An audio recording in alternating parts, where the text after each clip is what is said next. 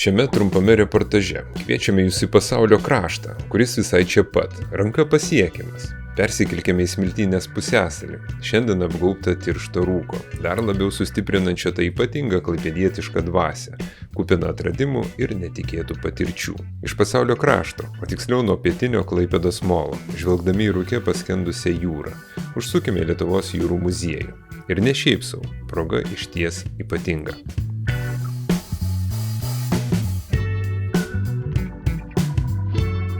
Mūsų vidun įsileido kultūros komunikacijos ir rinkodaros skyriaus vedėja Nina Puteikienė, nes parodyti tikrai yra ką. Pavasaris muziejui atnešė naujų globotinių. Tai Baltijos pilkųjų ruonių jaunikliai, mažyliai, kurie dėl įvairių priežasčių per anksti atsiskiria nuo savo motinų ir srovių nešami, pasiekia Lietuvos krantus, išsekę neretai ir sužeisti.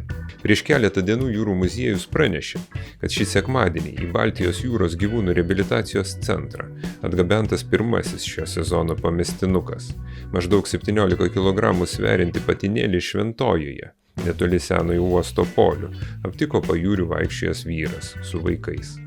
O štai pavakarę buvo atgabentas ir antras ruoniukas, rastas Karklėje, tai menkutė patelė, sverianti vos 10,5 kg. Ji labai išsekusi, matyti anksčiau patirti sužalojimai.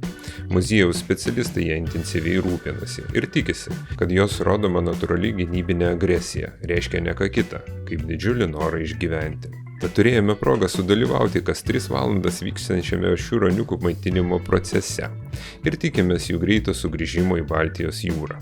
O iš jūsų tikimės palaikymo patiktukais, komentarais ir žinoma kanalo prenumerata. Likite kartu.